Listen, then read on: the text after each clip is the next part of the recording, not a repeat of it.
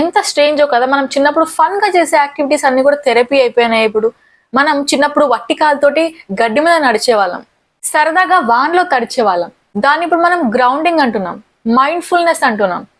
అప్పుడు మనం సిల్లీగా డూడ్లింగ్ చేసి నోట్బుక్ మొత్తం కలర్స్ వేసి గంటలు గంటలు కూర్చునే వాళ్ళం.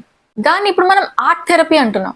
అప్పుడు మనం బెస్ట్ ఫ్రెండ్స్ తోటి గొడవ పడినప్పుడు సీక్రెట్ డైరీలో మనము I hate my best friend అని రాసుకునే వాళ్ళం.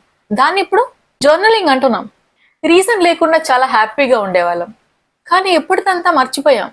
కానీ ఇప్పుడు మనం అన్నిటికీ లాజిక్స్ వెతుకుతున్నాం కదా. ఏదో ఒక అవుట్కమ్ కావాలి. ఒక పెయింటింగ్ వేసామంటే పింట్రెస్ట్ లో సేల్ చేయాల్సిందే, పాట పాడితే ఇన్స్టాగ్రామ్ లో పోస్ట్ చేయాల్సిందే, హాబీని సైడ్ హజిల్ లాగా చేసేసినాం.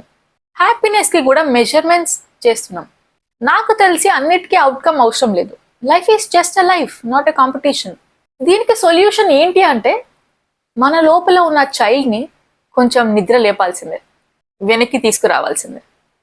ఏమంటారు?